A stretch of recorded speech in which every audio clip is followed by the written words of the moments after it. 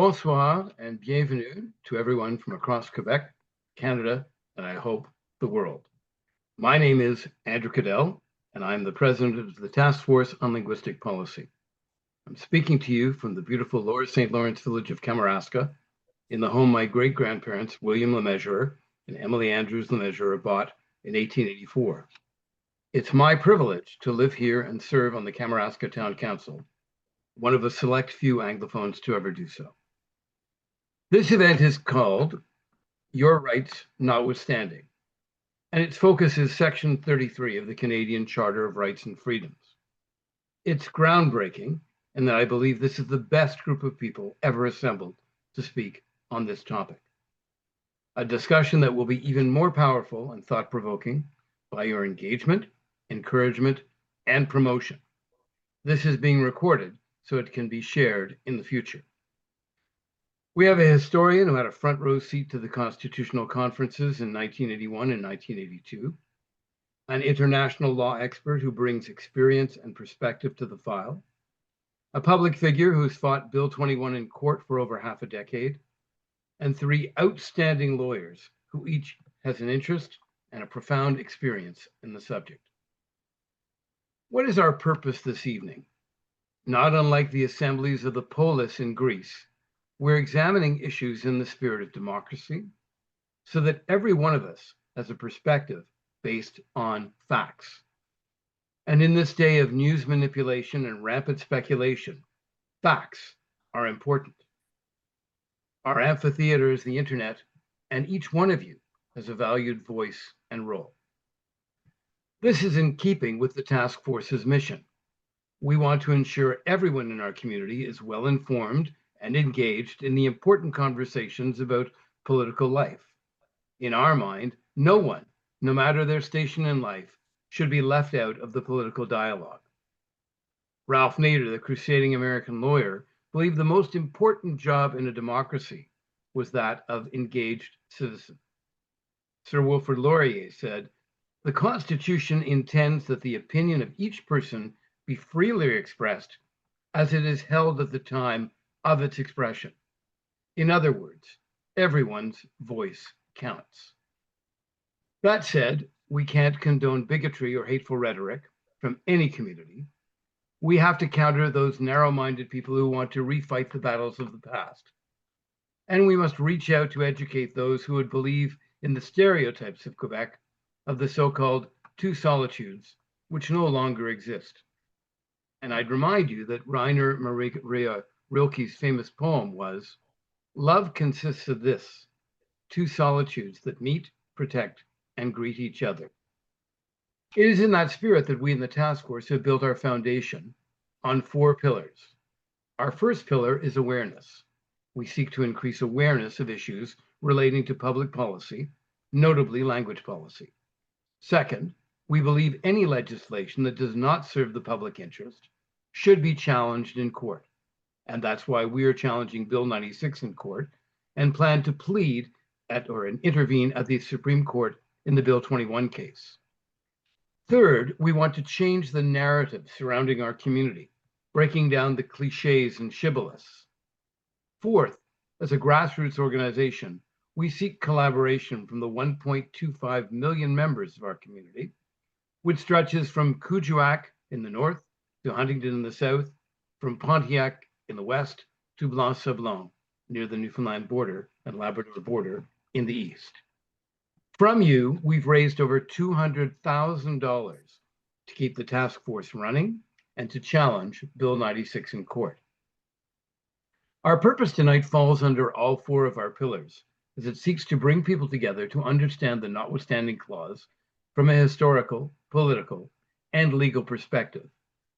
The law and the Constitution are important to us. While in the recent past our community has been scapegoated politically, the courts have stood by us.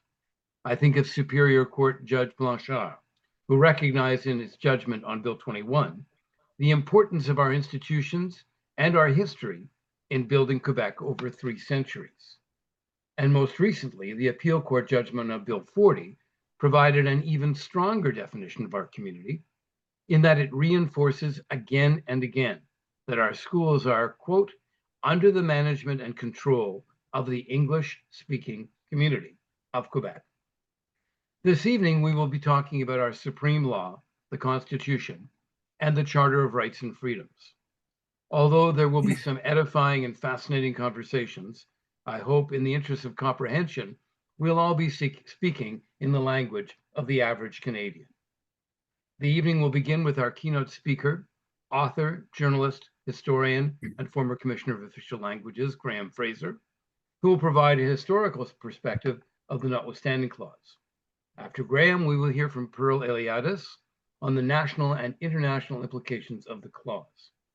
Then we will turn to Julian Feldman, who will moderate our blue ribbon panel of brilliant and accomplished lawyers, Michael Bergman, Eric Maldoff, and Marianne Sandilands, and English Montreal School Board Chair, Joe Ortona. And now, because I'm just as interested as you are in hearing our experts, I'd like to introduce our keynote speaker, Graham Fraser. I've known Graham Fraser since 1978 when he was a prominent journalist in Quebec City, and I was a mere rookie radio correspondent. We would lunch in the old cafeteria in the basement of the National Assembly, and I would listen and learn from Graham. Graham's bio is very impressive, to say the least. During his career, he's worked for the Toronto Star, Maclean's Magazine, the Montreal Gazette, and the Globe and Mail. He's been based in Toronto, Montreal, Quebec City, Ottawa, and Washington. He was a guest columnist for Le Devoir from 1995 to 2000. He's the author of 6 books, including a biography, a best-selling biography on René Lévesque. And I would recommend to everyone here, that they read his brilliant 2007 work, Sorry, I Don't Speak French, Confronting the Canadian Crisis That Won't Go Away. Graham is an officer of the Order of Canada. He was educated at the University of Toronto with an honors BA and MA in history. He's received 5 honorary doctorates, and to top off his career, he was Commissioner of Official Languages between 2006 and 2016. Graham, the floor is yours. Andrew, thank you very much for a much too lengthy and flattering introduction. I'm particularly flattered that Andrew referred to me as a historian. I was a partial witness to these events, standing outside the closed-door sessions and trying to reconstruct them afterwards as a reporter. But I am a veteran of the constitutional struggles. I was in Baie-Comeau for Brian Mulroney's promise to include Quebec in the Constitution with honor and enthusiasm in 1984. I was at Meech Lake for the Meech Lake Accord in 1987. I was in Charlottetown in 1992 for the Charlottetown Accord, and in Calgary for the Calgary Declaration in 1997. So like a Second World War veteran, I have the battle scars to show. I'd like to clarify what I suspect are some misconceptions about Article 33 of the Charter of Rights and Freedoms, the Notwithstanding Clause. It was New Brunswick Premier Richard Hatfield's idea. Quebec has used it more than any other province.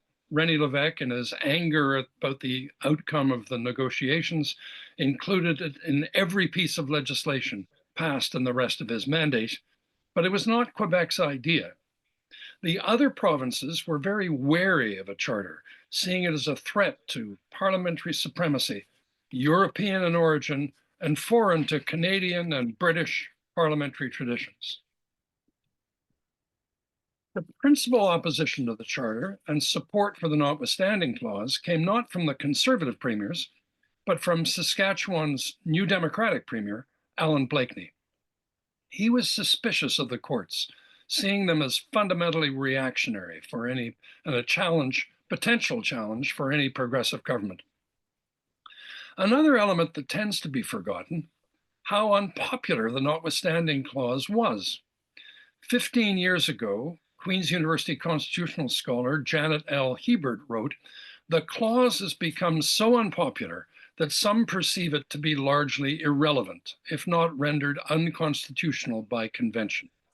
Politicians are reluctant to openly contemplate its use, never mind invoke its power, even to protect impugned social policies for which they are strongly committed." She went on to describe to write that the Notwithstanding Clause had a legitimacy deficit. That was published in 2009. Let me review the events that led to Article 33. I think of the key moment in the constitutional discussions in 1980 was on the night of November 5th. While the Quebec delegation dined alone at their hotel across the river in Hull, now Gatineau, the other provinces, through Saskatchewan's Roy Romano, Ontario's Roy McMurtry, and Federal Justice Minister Jean Chrétien, were putting together a deal without Quebec. But one key element was a clause that would allow provinces to opt out of provisions they found unacceptable. At the public discussions a year earlier, Saskatchewan NDP Premier Alan Blakeney had argued that the rural parts of his province had different standards than urban Canada, and that the province should have the right to censor films that might be acceptable elsewhere. Manitoba's progressive conservative Premier Sterling Lyon was equally suspicious of the possibility of socially unacceptable programs being imposed on his province. René Lévesque, Quebec's Premier, had reluctantly agreed to endorse the idea of patriation of the Constitution, giving up Quebec's veto in exchange for financial compensation if Quebec opted out of the federal program. As it turned out, the Supreme Court ruled in 1982 that Quebec had, in fact, never had a veto. But for generations, governments had thought that it had. And Lévesque thought he was giving it up in exchange for financial compensation for opting out of future constitutional changes and resisting Pierre Trudeau's plan for a Charter of Rights and Freedoms. Lévesque's decision to sign the accord proved to be a fatal error, not because of the substance of the exchange, but because of the exposed position it put him in. As Roy Romano, Saskatchewan's Attorney General, was to tell Claude Morin, Lévesque's Minister of Intergovernmental Affairs, months later, the alliance of 8 dissident provinces was first and foremost a defensive alliance against the unilateral action of the federal government. In this strategy of common defense, the accord was decisive. But we established clearly at the time, and several times since, that Saskatchewan didn't consider itself to be limited to this single document. In other words, the accord was a bargaining position, a counteroffer. Lévesque, on the other hand, was limited. For him, the agreement he had signed was not a bargaining position, but a final position. Once negotiations resumed, he had nowhere to go. This was something that the other premiers never understood. They and their ministers kept saying to Lévesque and to Claude Morin, "You guys aren't going to stick to this." They had some reason for their skepticism. As they kept reminding the Quebec representatives, Quebec Premier Jean Lesage had supported the Fulton-Clavco formula for changing the Constitution and then dropped it in 1965. Quebec Premier Robert Bourassa had supported the Victoria Charter in 1971, and then, after returning to Quebec, had renounced it. But Morin and Lévesque kept insisting they would stick to this agreement. In our culture, Morin would say, when one has signed something, one sticks to it. He meant it. It was a crucial misunderstanding that created tremendous bitterness when the other premiers abandoned the accord in the middle of the night on November 5th, 1981. The depth of Lévesque's and Morin's bitterness was never really grasped or understood in the rest of Canada. What was a bargaining position for the other premiers was the only design of a new constitution that Lévesque could accept. Once negotiations of any kind began, he was stuck. In the year that followed the discussions in 1980, or that followed 1981, the Supreme Court decided that the federal proposal to patriate the Constitution unilaterally without the consent of the provinces would be technically legal, but unconstitutional in the conventional sense. That was in the fall of 1981. But Trudeau was committed to a charter. I won't go through all of the details of that year, the lobbying in London, the last-ditch constitutional meeting. However, the alliance Quebec had maintained with 7 other provinces fell apart at the meeting in Ottawa when Trudeau baited Lévesque, daring him in French to fight a referendum over the charter. Appalled at the prospect of fighting Ottawa in a referendum on a Charter of Rights, the alliance, known as the Gang of Eight, blew apart. During the night, while Levesque and his delegation were in their hotel in Gatineau, convinced that the whole process was about to fall apart, which was their fervent hope and desire, Romano, McMurtry, and Chrétien stitched together the deal. This was what became known in Quebec as the Night of the Long Knives, a vicious use of a term describing the Nazi assassinations ordered by Adolf Hitler in June 1934. At one point, Ontario Premier Bill Davis went to 24 Sussex to tell Prime Minister Trudeau that without an opting out or notwithstanding clause, the charter would not be accepted and his project would not succeed. Reluctantly, Trudeau agreed, but insisted on three changes. The protection of minority language education rights had to be protected from any provincial override. There had to be a sunset clause of 5 years on any use of the notwithstanding clause. And Aboriginal rights had to be on the agenda for future constitutional talks. The agreement was given to Levesque when he arrived at the meeting in the morning. The most poignant moment, I think, was this. The first word that was conveyed to the Premier's office in Quebec City was that there was a deal. The immediate reaction was cheers. André Larocque, a dedicated independentist who was working in the Premier's office at that point, looked on in amazement. Here, in the bunker, at the heart of the Parti Québécois government, was a deep desire for reconciliation with the rest of Canada. When the news followed that, yes, there was a deal, but without Quebec, the sense of betrayal, despair, and frustration was all the greater. Quebec, for years, was the only province to use the notwithstanding clause. Symbolically, on every piece of legislation introduced by the PQ government until the end of its mandate, and dramatically by Robert Bourassa to exempt Quebec from the Supreme Court decision on the language of signs with Bill 178 in the fall of 1988, a decision which contributed to the death of the Meech Lake Accord. But the clause was so rarely invoked in the years that followed that, as Janet Hebert wrote, some thought that it had been rendered unconstitutional. Not true, as we will, I'm sure, learn in the further discussions for the rest of the evening. Thank you very much. And it really does begin the evening in exactly the way I expected. So I'll turn to Pearl Eliadis now. Pearl is a senior human rights lawyer in private practice, a member of the Law Society of Ontario and the Quebec Bar Association, where she serves on its expert group on human rights. Pearl teaches public policy and law at McGill University, and she is a full member of the McGill Center for Human Rights and Legal Pluralism. She has taught civil liberties for more than a decade, and in 2017, she was named Human Rights Changemaker by Equitas, and in 2024, received the Award for Human Rights Excellence from the Atlantic Human Rights Center at St. Thomas University. Pearl, the floor is yours. Thanks very much, Andrew, for that introduction. And it's a bit intimidating to follow on Graham Fraser's heels to talk about the notwithstanding clause. So I'm going to take a little bit of a different tack on this, and I think it's just important to start with the basics.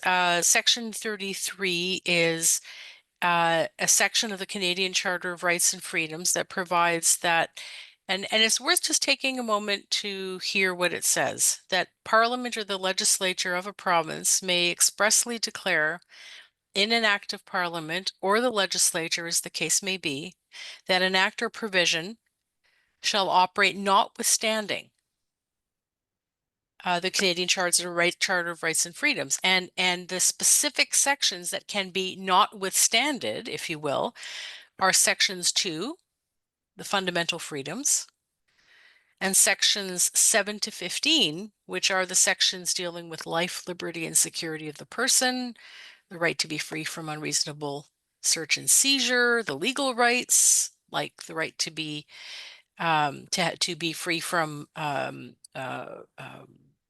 torture.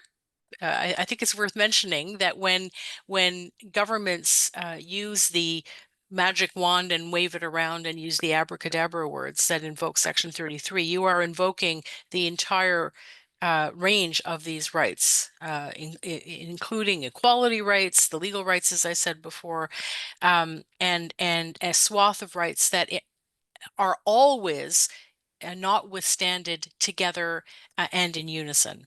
So in that sense, the notwithstanding clause is the Control-Alt-Delete of the Canadian Charter of Rights and Freedoms. And its provisions are very clear. There is no wiggle room. There is no real way around it, although many people smarter than me have come up with ingenious ideas of how to get around it and how to perhaps try to find a way to invoke it.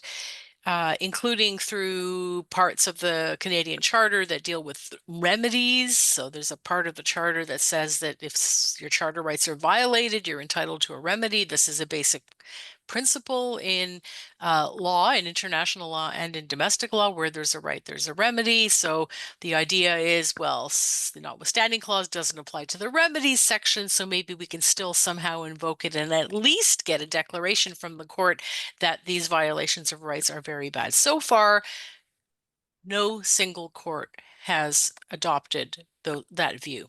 It has not adopted it in the Superior Court. For example, in the Hack case, the Bill 21 case, it has not adopted it in the Court of Appeal. In the Hack case, and as everybody knows, we're now before the Supreme Court of Canada on the Bill 96 case, and everybody is waiting to see what the court is going to do.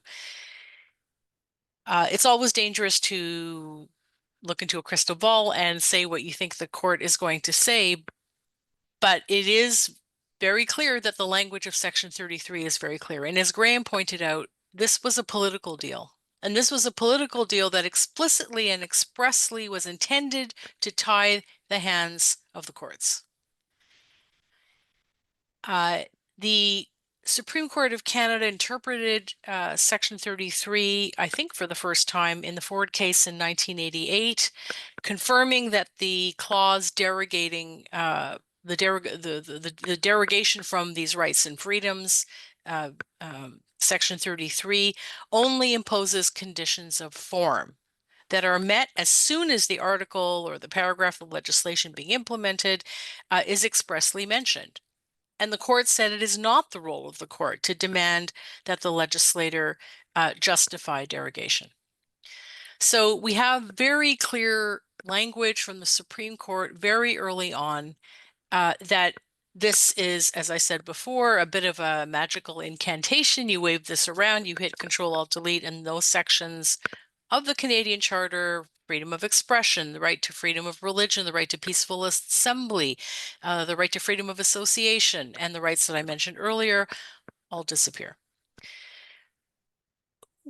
When I teach civil liberties and law and public policy to both policy and law students, the first thing that students do when I tell them about Section 33 and the notwithstanding clause is the first reaction is outrage. How can you have a right and not have a right? How can we have a charter that was supposed to be different? And all of a sudden we found ourselves where we were in 1981, i.e. a year before the charter. It's worth remembering, though, that the idea of the notwithstanding clause significantly predates the Canadian Charter of Rights and Freedoms.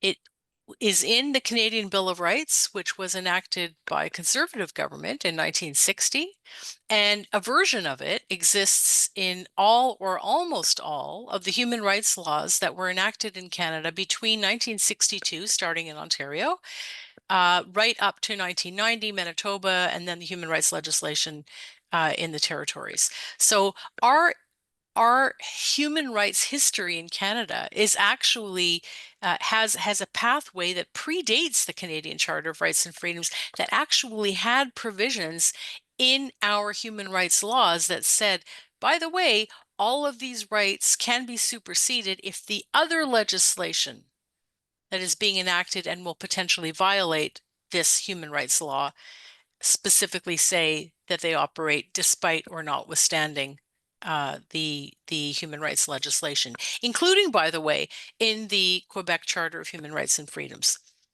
Section 52 of the Quebec Charter has a comparable notwithstanding clause.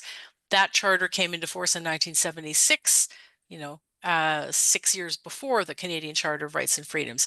And Pierre Elliott Trudeau was on record when objections were raised regarding the obvious implications of the notwithstanding clause, is on record as saying, the Canadian Bill of Rights, which is just an ordinary law, or mostly an ordinary law, has a provision like that, and nobody gets too excited about that. So really, why should we get too excited about the notwithstanding clause?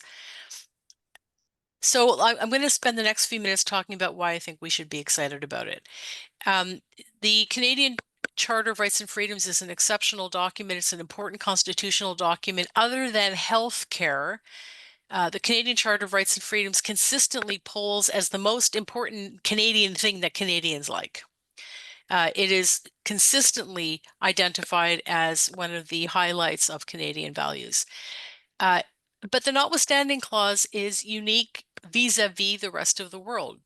I can't think of a single constitution, written constitution, that has a comparable provision in it. And more importantly, and I'm going to close by talking about the international context, more importantly, Canada has acceded to, meaning it's a party to, the International Covenant on Civil and Political Rights. And when a country signs on to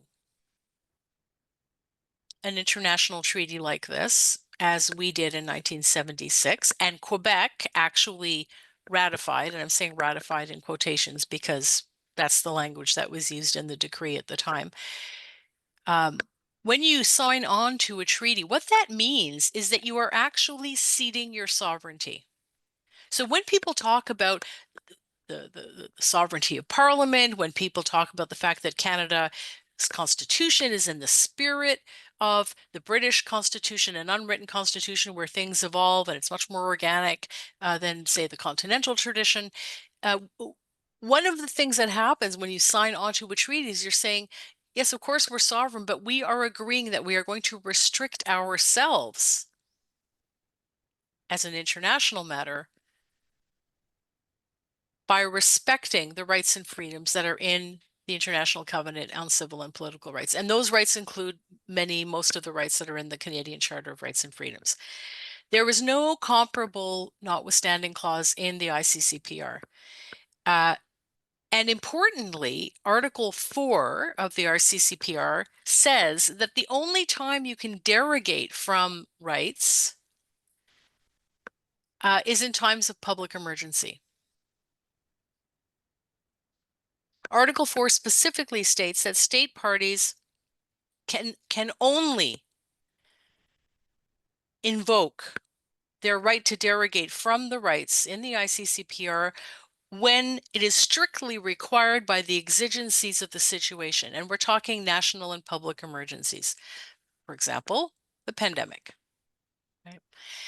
And there are rules around how those derogations are supposed to apply, none of which have been respected here. So why am I talking about international law, and what does that have to do with anything? The reason I'm talking about it is because if the Supreme Court of Canada in the Bill 96 case, or whatever case goes up and is heard and decided on first, decides that the Section 33 of the Canadian Charter of Rights and Freedoms cannot be overturned by the court because it is a political deal and therefore the court's hands are tied, that is the moment where groups like this one can bring a communication, which is the international term for complaint, can bring a communication to the Human Rights Committee, which is the overseeing treaty body of the ICCPR, in international law, and seek a decision, which they call a view, from the committee as to whether or not Canada is in compliance with the ICCPR, given the significant derogations that exist under Section 33 and the fact that they are not strictly required by the exigencies of the situation in Quebec.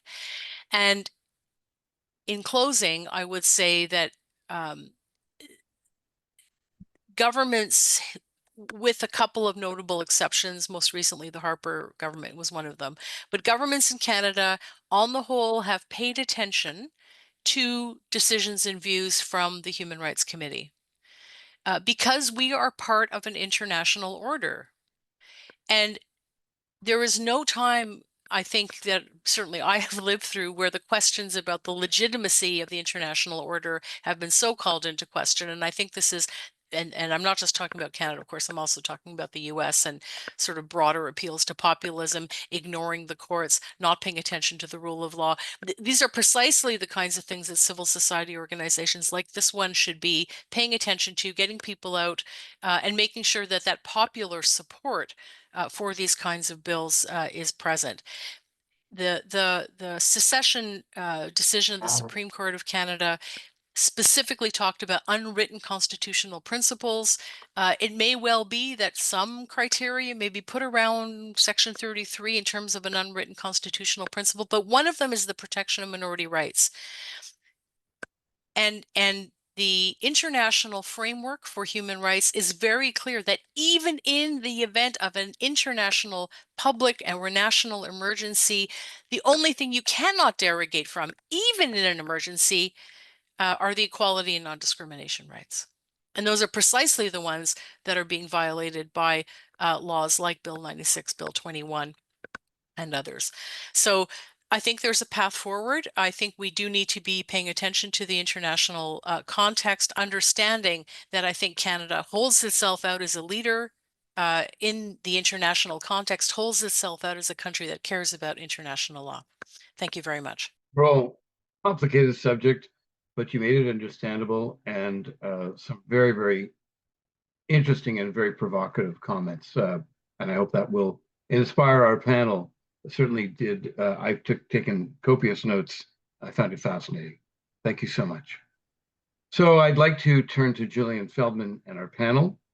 Julian is a director of the task force and an elected EMSB commissioner for downtown Montreal. 2017, he was awarded the Ligue d'Action Civique Prize for Advocacy of Good Governments. In 2019, he conducted the public hearings that preceded the EMSB's Bill 21 lawsuit, which is now the Supreme Court. He's also director of the Quebec English School Boards Association. Julian spent much of his career as a working journalist in newspapers, radio, and television. He also worked in renewable energy and helped pioneer internet access in Montreal. Julian helped found the Montreal Mirror Weekly and the Canadian Association of Journalists. He holds an MBA from Queen's University. Julian? Hi, thank you, Andrew, and thank you also to Graham and Pearl. And good evening to everyone. I'm Julian Feldman. We have a great panel of distinguished lawyers as our panelists to discuss the Notwithstanding Clause and to introduce you to some of the interesting issues concerning the future of Section 33 of the Charter. And if I might say, as community activists, many of us are extremely privileged to be able to count on each one of these panelists as colleagues and advisors, and yeah, as warriors and friends. Our community counts on them, and they continue to deliver. The trail of court victories speaks a lot. Let me add that their work is very essential to recruiting and training the next generation of community activists and professionals our community here in Quebec relies on in this field. What I plan to do is to introduce our panelists to you in the virtual audience, and then I'll give them each a few minutes to tackle one of our questions before I open up the floor for a general discussion between them. And just a final note before we go to our panel, to participate in the Q&A, you can open the Q&A window to submit a question. Ensure you indicate who you are directing your question to. Enter your question into the Q&A box, then click send. And others who are in the audience can use the thumbs up indicator if they like the question And the way it works is the more likes, the greater the chance of that question being asked. So have at it. So panelists, first off, Michael Bergman. He needs no introduction to friends of the task force. He's our go-to legal advisor who represents us as interveners in the Bill 96 case, and soon for the Bill 21 case at the Supreme Court as well. Michael is a lecturer in constitutional law at McGill, a member of the board at the Lord Reading Society, and a past member of the board of directors of the Court Challengers Program at Ottawa U. Next, we have Eric Moldoff, who really needs no introduction. He was a founder of Alliance Quebec during a previous era of contentious Anglo rights battles, helping to lead the community through sovereignty referenda, and he remains respected for his wise counsel. As a lawyer, Eric was an advisor to prime ministers. He helped resolve a number of Aboriginal issues and land claims.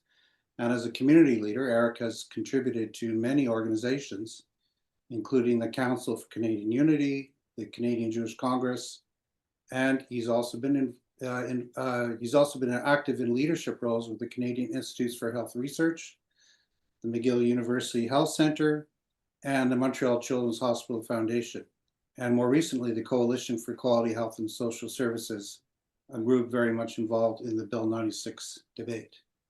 Next up is Joe Ortona. Joe's actually my very reliable colleague on the Council of Commissioners at the English Montreal School Board for more than a decade now.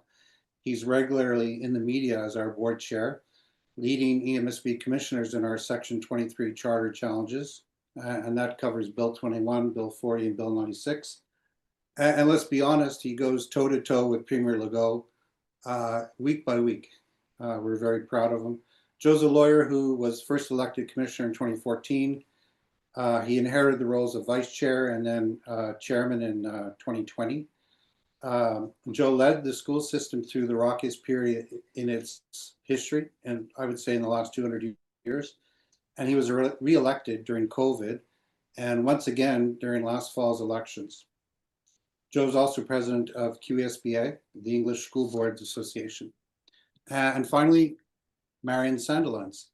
Marion is a lawyer who's preparing to represent the Quebec English Rights Group, QCGN, newly minted as TALQ, T-A-L-Q, at the Quebec Court of Appeal in the Bill 21 case. She was also involved as intervener on behalf of TALQ against Quebec's school board abolition case, Bill 40, which the government lost, by the way. Another case potentially headed to the Supreme Court. Marion's also a law professor at University of Ottawa, and she was counsel to the Chief Justice of the Federal Court in Ottawa and clerk at the Federal Court and Supreme Court of Canada. So a great lineup here. And let's go to the panel. So I'm going to kick off the discussion with Joe Ortona. So Joe, EMSB commissioners, and they're elected, as everyone knows, in fierce local elections. They said for years had challenged the PQ Charter of Values.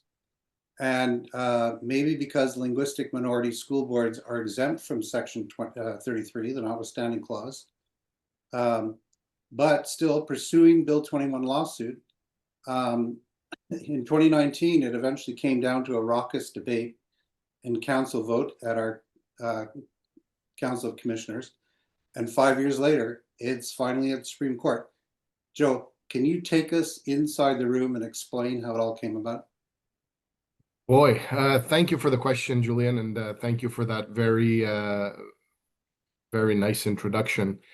Much appreciated. How did it all come about? Well, I guess we have to start at the beginning. Even before my time, when the PQ wanted to implement the Charter of Values, there was a staunch opposition that came from the EMSB Council at that time, who took the very controversial position that they would refuse to implement it if it was passed into law. There was a lot of condemnation that came from the elected officials in the National Assembly at that time, especially from the PQ, about the EMSB's position. Ultimately, that Charter of Values was never adopted, as we know. The PQ government at the time had a minority. It was short-lived, and the government fell, and eventually the Quebec Liberal Party was elected in 2014.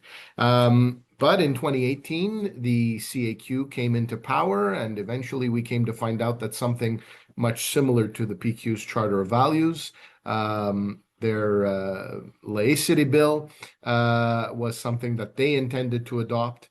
And again, we took the position that we were very much opposed to this. It went contrary to all of our values of tolerance, of acceptance, of multiculturalism, and just basic decency of treating people with dignity and respect. And it was not at all the kind of example that we wanted to set for our children.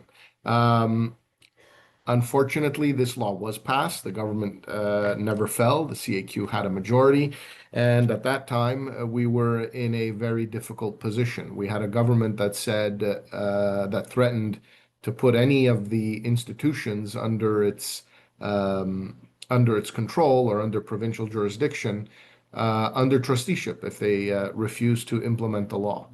And so we had a very, very difficult choice to make. What do we do? It's a law that we fundamentally oppose, not only on moral grounds, but on constitutional grounds.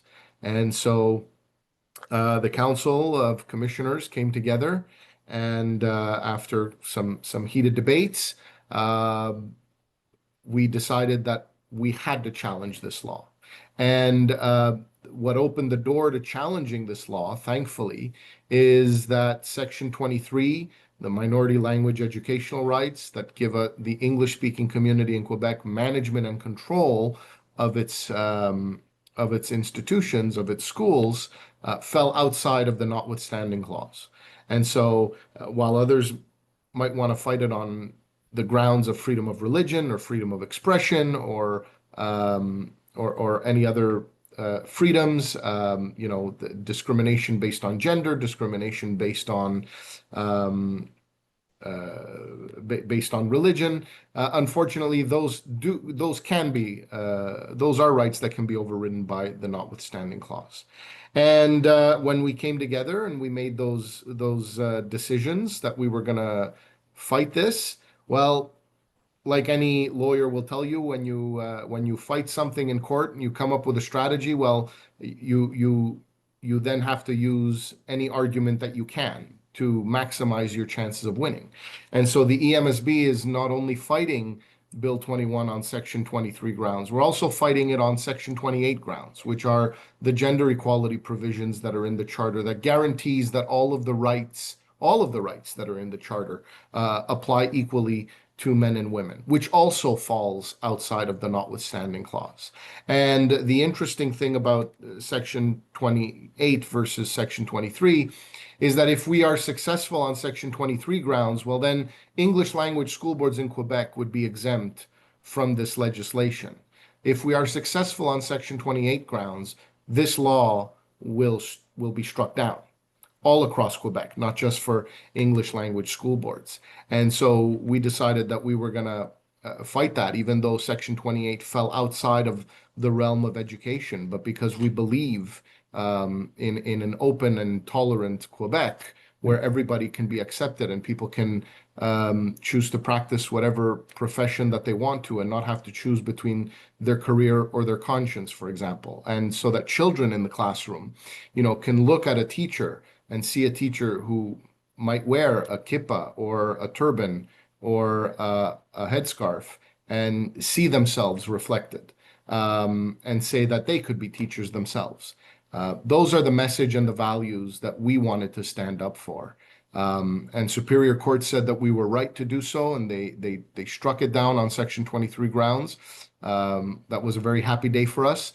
Unfortunately, last year in February, not so happy of a day when the Court of Appeal overturned that. But the Supreme Court will hear this case, and ultimately there will come a day where there will be a final decision on the constitutionality of this bill. Yeah, thank you, Joe. And let me add for the audience that as commissioners, we're elected people, we have to fight for votes in the community door to door. we go door to door and tell voters that we're using their tax dollars to fight this bill, and they need to vote on that. So we won an election last fall. We won a mandate to continue the battle. Then it was accepted at the Supreme Court, and we'll just keep going. And the community's behind us. We're very grateful. So next, I'm going to move to Eric Moldoff. Eric, we've heard both Justin Trudeau and Mark Carney emphasize the issue of the preemptive or proactive use of the Notwithstanding Clause, not only in the Bill 21 case, but in Bill 96 and others. Essentially, this is what helps legislators shield their laws from constitutional challenges, political challenges, and judicial review. As we go forward into this new Supreme Court case, Eric, do you think that's Carney's only focus at this point? Should it be? What do you think? At first, I'd like to sort of explain where I'm coming from. I've been involved in this for a very long time. As founding president of the Council of Quebec Minorities in 1978, we entered, representing the English-speaking community at the time, a loose federation. We entered into an agreement with the Association Canadienne Française d'Ontario to jointly present in favor of minority language rights, being part of the patriation package, which ultimately happened in 1982.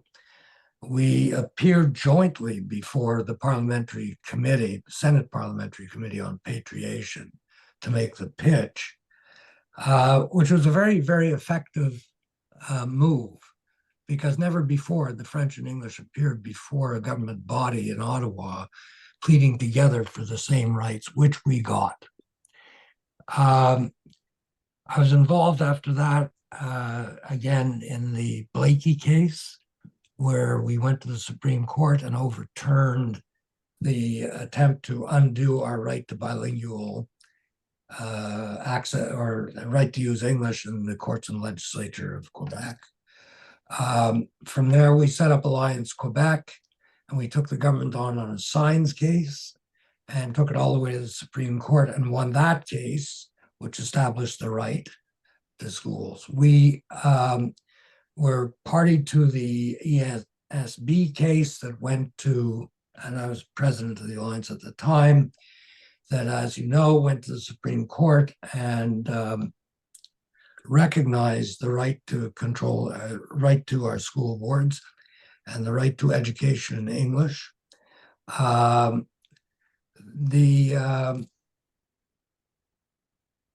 We were involved in the reference in Ontario case with ACFO, Association Canadienne Française d'Ontario, in getting recognition of the right of linguistic minorities to control and manage their school boards.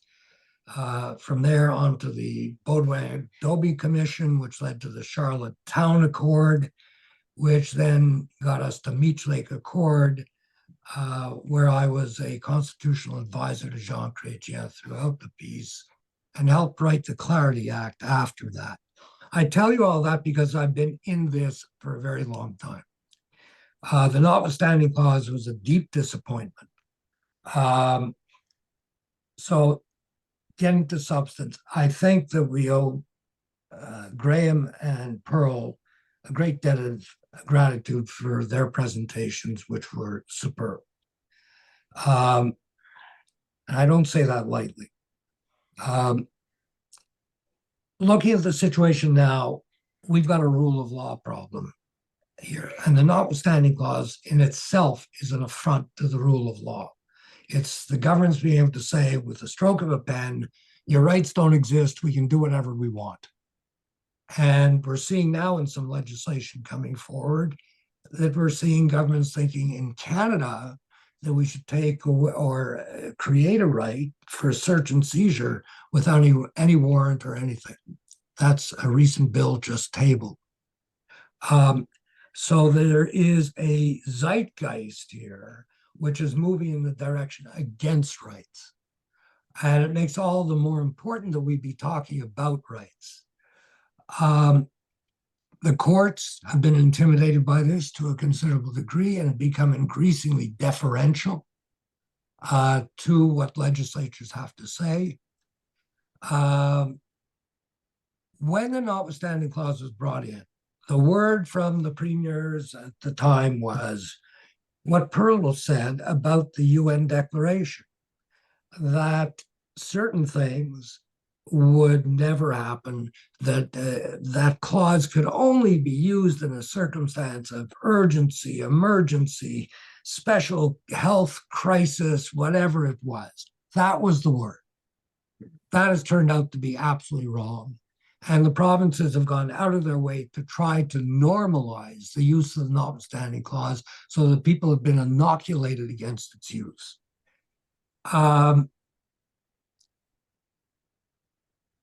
In retrospect, and speaking to people after the fact now, they say, well, that's what we said at the time, and nobody believed it back then. But we thought it would appease the public if we said so. Now, the situation we're facing right now is if the public doesn't really care about human rights, governments are going to get away with this.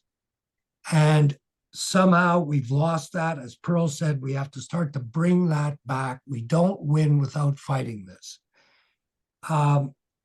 Preemptive, what can be done in the face of this use of the Notwithstanding Clause? I think it would mean a brave court has to be convinced that the preemptive use is an inappropriate use. If that is not a course to be followed, there is an option to suggest to courts that they should declare that they will consider cases where the Notwithstanding Clause has been invoked with a view to making a declaration on what rights have been abrogated and in what way. If we could get judgments from the court declaring that constitutional rights have been avoided, human rights have been avoided by the Notwithstanding Clause, when it comes up for renewal, we're not going to have a debate about whether it affects rights that will have already been established. And that would be within the purview of a court that had some courage to do that. And we've had courts do that in the past. We have to understand that the way the governments are working and why the public has been put to sleep is the legislative style nowadays is to bring out massive pieces of legislation, hundreds, if not hundreds of pages of law as one bill. And these are often amending laws. So you can't read it from end to end, even if you had the patience to read 200 pages of a law or 400 pages, because the law basically reads like this. Article 1, we are amending Article 3 of the previous law by adding the following 5 words to the paragraph. And it goes on like that for 200 pages. So no normal person can understand it. Furthermore, what the governments do is at the very end of the bill, they say this bill operates notwithstanding, and it lists a whole bunch of articles, like 20 or 30 or 50 articles of the law that are operating notwithstanding the charters of rights. There is no normal human being will ever get through what that means, given the style of adoption of these laws and the massive content in these laws. So they get right through it. Legislators don't even know what they're agreeing to. And they've shut down commission hearings such that normal people like us can't show up and sit in the benches and talk to the legislators as amendments are coming forward. So they don't even get advised as to where the risks are. Again, that's why we have to mobilize in this regard. Pearl mentioned the unwritten constitutional principles. We have to be invoking those things before the courts. Lastly, I think, and it's a deep concern, today or yesterday, our Minister of Higher Education said, that's nice that the court ruled in favor of McGill, but we're not going to do that. We're not going to follow what the court said. Now, that's reminiscent of what we're seeing coming out of the States and this new spirit that's emerging. I think when lawyers set up cases now, we used to do it by asking for a declaratory judgment. We're going to have to ask for injunctive relief or something very specific when we win those cases, so that when a minister gets up and says, I'm not doing it, you can go after them for contempt. Declarations are supposed to have moral authority. Contempt or injunctions have more than moral authority. We have to be asking the courts for that, and courts are going to have to start realizing if they want to save our human rights, they have to tailor judgments to be able to be executory. With that, I could go on for a long time. I've probably exceeded my space, but those are some of the ideas I would have of how we try to get around this. But it's going to take a judiciary that decides that they care about themselves as judges and don't have politicians dictating them whether they're allowed to entertain a case in English, as happened in the provincial court, as many of you know. And ultimately, they removed the Chief Justice to put in a more complicit judge. We're going to have to mobilize to deal with this. We have to start talking to the judiciary. We have to start telling the judiciary what we expect of them in terms of justice, not telling them what the rule, but what we are expecting in terms of protecting rights. I thank you for your time and appreciate having the opportunity to speak to all of you. Yeah, Eric, thank you so much. Very inspiring. As a commissioner, I'm one of those people who waded through those bills that you talked about, those big, beautiful bills. And look, let me quote Joe Ortona here. It's like, see you in court. How many times have we said that? And I'm really glad that you have validated our instincts here because we follow them. I want to go next to Marion Sandilands. Marion, do I see you? Yeah. I'd like you to maybe elaborate on some of the issues that Eric touched on here. How do you think Supreme Court justices will grapple with the notwithstanding clause?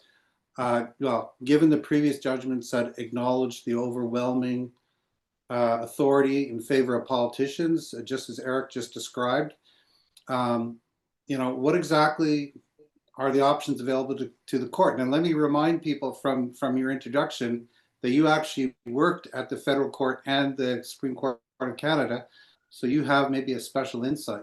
What do you think? Thanks, Julian, and I'll say thanks to the task force for inviting me to be here today, and also just having listened to Graham Fraser and Professor Aliadis and my fellow panelists. I'm always learning about this topic, and I'm so grateful to all of you for the wisdom that you are transferring to the next generation. So as Julian said when he introduced me, I am counsel for the Quebec English School Boards Association in the Bill 21 appeal before the Supreme Court, as I was at the Quebec Court of Appeal. So I have to dance around a little bit the question of what the court should do. I'll save that for my submissions. But I can talk about what the court could do and what the court has done in the past. But before I get to that, I just want to pick up a couple of points that Eric raised. Eric talked about normalizing the use of Section 33, and I think that's a really important thing, and I think we're seeing that. Each time the notwithstanding clause is used, it's less of a big deal. So it was taboo, as Graham Fraser said, it was taboo for decades.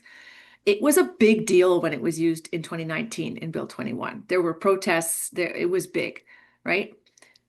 2022, Bill 96, there was a lot of debate, but maybe people were just kind of okay with it, with Section 33. And then it happened again. In 2024, Quebec invoked the notwithstanding clause to renew it on Bill 21.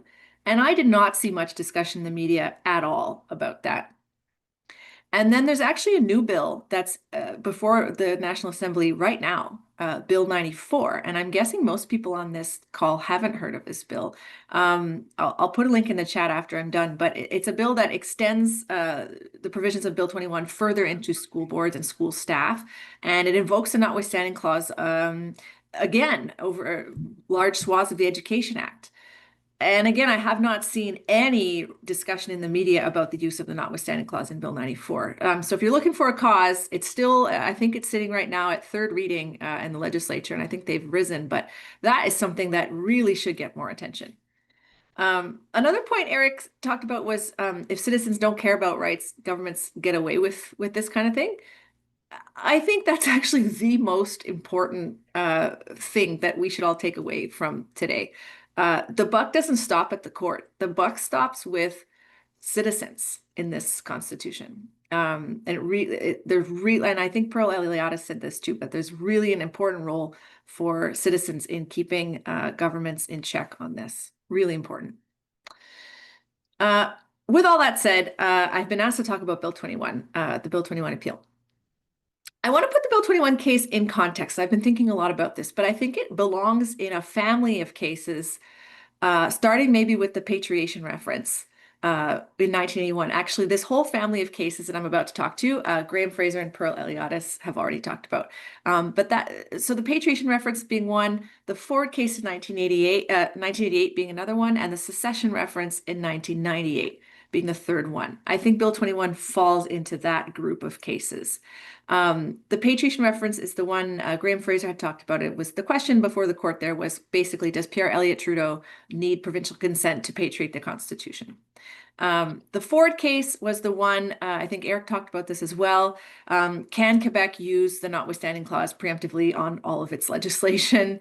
But also in the Ford case, was Quebec's sign law that required French only on signs, was that unconstitutional? Those were the questions raised in those cases. And the secession reference in 1998, following on the heels of the 1995 referendum, can Quebec unilaterally declare independence?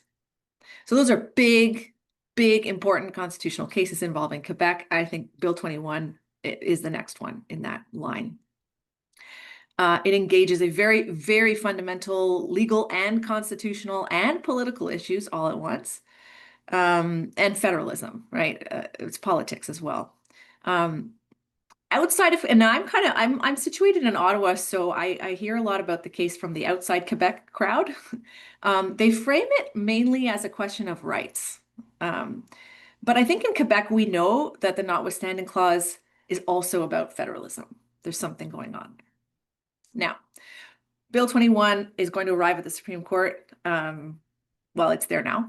And the court is going to be asked to do a number of things. As Pearl Eliade said, people have thought of many ingenious ways to try to circumvent the Notwithstanding Clause in Bill 21. So I've tried to put them into 4 groups and walk us through the options that will be before the court. Option number 1 is always do nothing. Leave Bill 21 intact. Don't touch it. That's more or less what the Quebec Court of Appeal decided. So just say, you know what, Notwithstanding Clause tells me I can't do anything. Option number 2 is to review the use of Section 33. So the court can ask itself, did Quebec have a legitimate reason to invoke Section 33 in Bill 21? Now, this option, I think it would definitely mean overturning the Supreme Court's decision in Ford from 1988. It goes directly against what that case says. Now, the court can overturn itself. It has done so in the past, and some people are going to ask the court to overturn the Ford case. Then if the court says, I can look at why Quebec invoked Section 33 here, the court could then find that the National Assembly was or was not justified in using Section 33. And if it finds that it's not justified in using Section 33, it can then strike down the law on the basis of freedom of religion or freedom of or discrimination, for example. So that's option number 2, review the use of Section 33. Option number 3 is to strike down the law or parts of it on other grounds that aren't subject to the Notwithstanding Clause. So there's a number of things that are being tried here. Yeah, Joe's smiling because this is where the EMSB came in. So there are rights that are not subject, that can't be overridden by Section 33. They're, as Pearl Eliade called them, notwithstandable. And the ones that are being tried right now, Section 23, our favorite one, specifically related to the management and control rights of English school boards. Section 28, which Joe talked about, which is the sex equality clause that is explicitly excluded from the ambit of the Notwithstanding Clause, but which up till now has never really received an interpretation as a freestanding right. So we'll see where that goes. And also Section 3, which is the right to sit in the National Assembly. The Quebec Court of Appeal actually did strike down parts of Bill 21 based on Section 3. Also in the category of striking down the law based on other grounds that aren't notwithstandable, there's a whole other set of grounds that aren't rights at all. Things like federalism doctrine, saying that Bill 21 is outside provincial jurisdiction, using concepts like constitutional architecture, unwritten constitutional principles, and my personal favorite, statutes from before Confederation. So all of these arguments are being put before the court. Now, that was option 3, strike down based on grounds that are not notwithstandable. Option 4 is leave Section 33 alone, but make a declaration about the rights that have been infringed here. And Pearl Eliadis alluded to this, but this is the idea that, well, could we not still have a remedy, which is a declaration that the law infringes, say, freedom of expression or equality rights without actually striking down the law? So this is a theory that was really created in the face of Bill 21 by a few constitutional scholars, including Robert Leckie, former Dean of McGill Law, and now Justice Leckie of the Quebec Superior Court. What this means is if the Supreme Court goes down this road, they could say that, yeah, you know what, Bill 21, we declare it violates freedom of religion and equality rights, for example, but it stays in place because Section 33 prevents us from striking it down. But then if the clause is not renewed again, because remember there's that 5-year sunset, if it's not renewed again, which would be 2029, then it would automatically be unconstitutional. So that's option number 4. And the reason I brought those 3 cases, the patriation reference, the Ford case, and the secession reference, the reason I talked about those is because in each of those cases, the Supreme Court kind of found the middle ground. So patriation reference, for example, they said, well, legally, there's nothing stopping you, but by convention, you should get substantial provincial consent. I mean, they didn't say what that meant. It really leaves it to the political actors.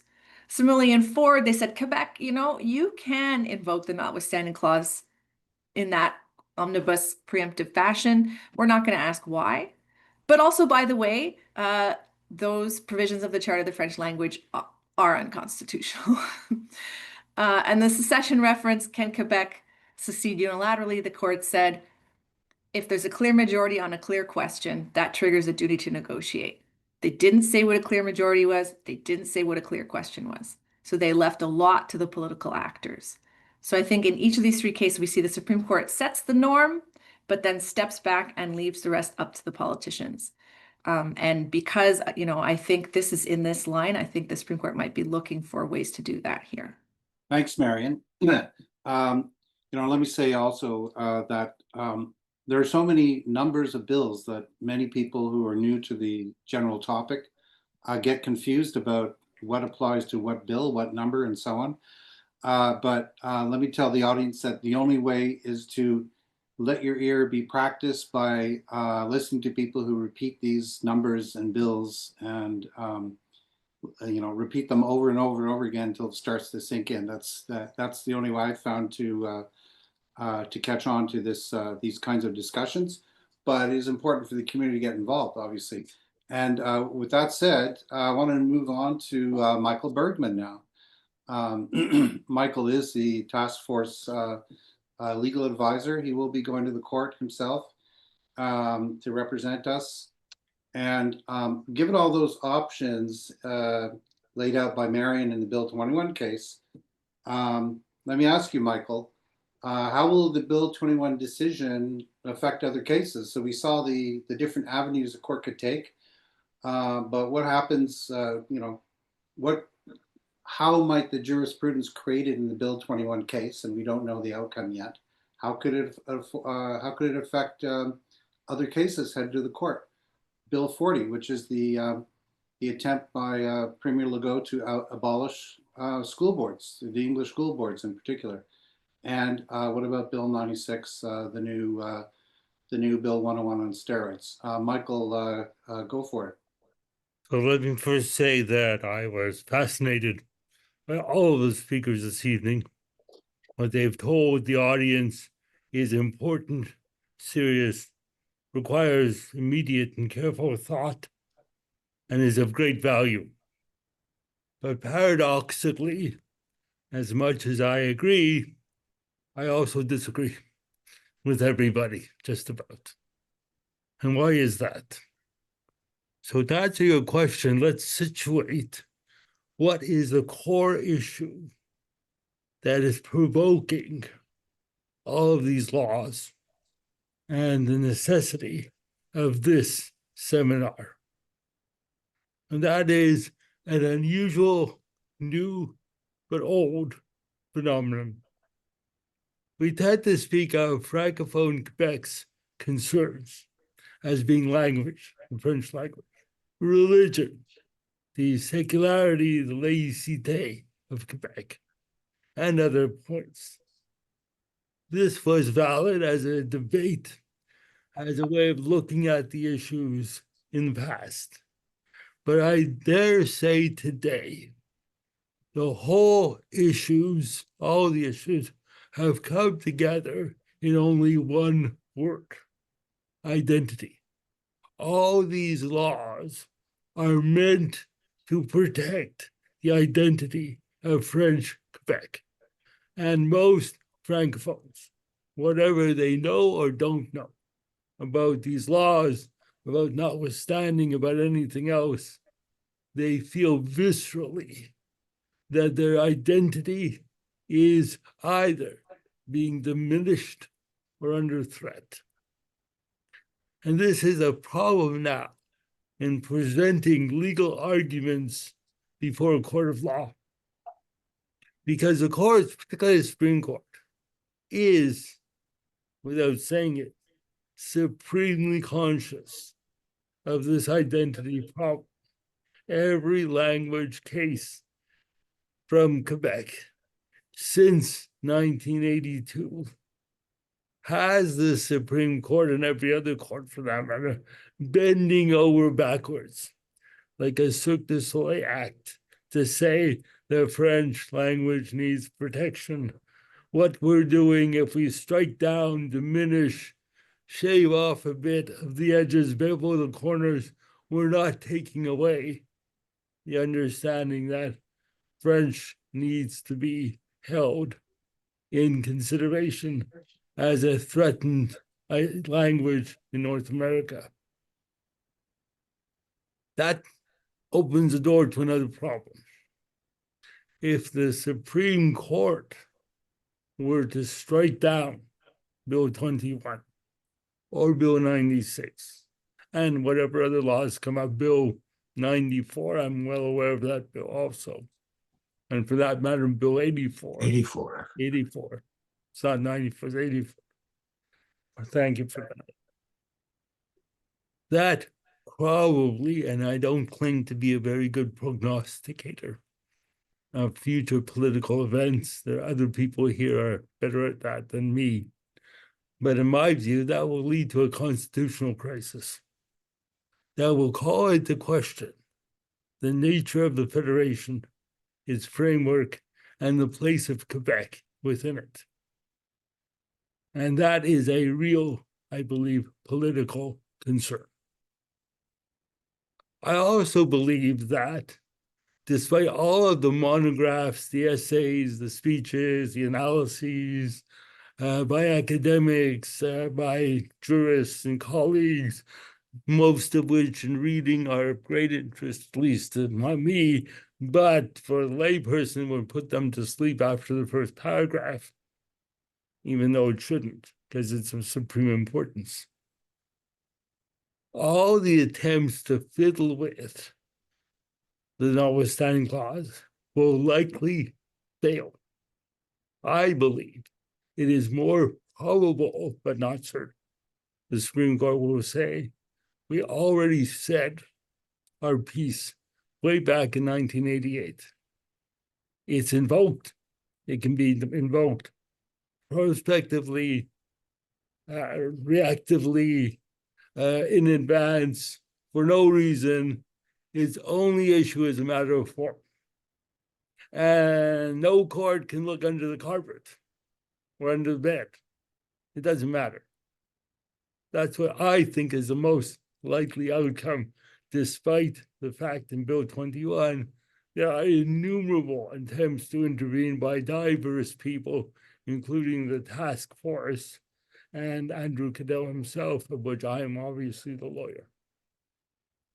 The only person who may take comfort is Joe Ortano, because he has the torch, the flag of Section 23 on school board rights, on minority linguistic rights, which are completely unaffected, or at least substantially unaffected by the Notwithstanding Clause. There's a little bit of a gap there, because if you can diminish freedom of speech or freedom of religion, does that mean that you can somehow sneak that in to Section 23 on school boards and minority language education? That's a different issue, and I don't want to make Joe feel any kind of a migraine this evening. Okay, so based on what I said, did I just say to you that this is hopeless? Did I just say to you that we may be heading to a constitutional crisis? Did I say to you that there's no solution? No. There is, in my view, a solution that the Supreme Court could consider, and is the basis of Andrews and the task force's intervention, if the court allows it. And that is this. Come back with me to 1981, right? When all of these conferences and discussions, they're in the newspapers. Of course, there's no internet, there's no computers, whatever. Maybe some people are aware of it and passing, there are political junkies, of which all of us here are part of that politically drug-infested class. But most people are not really aware of it. If you took a poll in 1981 of all Canadians and said, do you have the right of freedom of speech, freedom of religion, freedom of the press, freedom of assembly? Do you have those rights? And are those rights inviolable? Most Canadians would say, I have those rights, and nobody can take them away. Nobody can abolish them. We live in the British Commonwealth. We kind of forgot that, because it's not these days very, shall we say, conventionally wise to raise the British Empire and the British Commonwealth. We live in the British Commonwealth. We live in Canada. Nobody can take away. There is still, whether we're that keen on it, there's still a queen. The monarchy has a duty to us, at least notionally. And they would have the poll, the Canadians who answered, would have a point. It's not the charter that gave us rights. The charter gave us guarantees of rights. That's different. It's not that there's a dividing line in Canadian history and legal history in 1982 between before the charter, before the repatriation, and after the repatriation, and what was before is some sort of ancient history, back in antiquity. People tend to overlook that. The charter is today generally the last word, but it's not necessarily the last word. The question then is, even in the face of the Notwithstanding Clause, which basically is not a Notwithstanding Clause, it's a cancellation clause. The word notwithstanding has a lot of people, I think, unless you're like the group on your screen, befuddled. It's the cancellation of guarantees of rights. The guarantees are gone. If the guarantees are gone, that means we return to the previous system based on British parliamentary sovereignty, where Parliament can do what it likes, almost. because there is a floor. Even in the United Kingdom, even in England, the idea that you could simply abolish free speech so there is no free speech would be anathema. The whole system would rebel against that. The courts would say, no way, Jose. And there are no shortage of cases from the United Kingdom and even from the Supreme Court of Canada, going back many, many, many decades, that tend to say that. The reason why the Charter was so important is because we did not in this country have a constitutional Bill of Rights. So that it was never very clear how rampant Parliament and legislatures could go to run roughshod over human rights. But it certainly was understood in law by the courts that they could not render the legislatures human rights non-existent. To me, that is the key. If you invoke Section 33, then we return to the day before the repatriation was signed. And we look at the law back then, and we consider, is the law in dispute now, subject to the notwithstanding? Does it go so far, even if it encroaches, even if it goes beyond what is fair and reasonable in a free and democratic society? Does it go so far as to render those rights completely nugatory or non-existent? It can be argued, in my view, that Bill 21 on laïcité, Bill 96 amending the Charter of the French language, Bill 84, whatever, goes beyond. It basically nullifies, it cancels the human rights of a category or a community of people. So they have, in certain sectors, no more rights, such as don't wear a hijab, yarmulke, keep a turban, gigantic boss, and expect to work in the Quebec civil service and public and parapublic agencies. Your freedom of religion is gone. What happened? Did if you believe in God, however you choose to believe in God, whether you find God as a him, her, or it, does that mean that we just erased God from those people who want to work for the public service? The answer, in my view, is yes. Tough luck, God. As Nietzsche said, God is dead. But of course, the retort is God said Nietzsche is dead. So maybe we can say that, yes, the guarantees are gone, the encroachment is there, but there's still a limit to where that encroachment can go. Now, one of the benefits, I think, of this argument, which would have to be made at length in the Supreme Court, is this.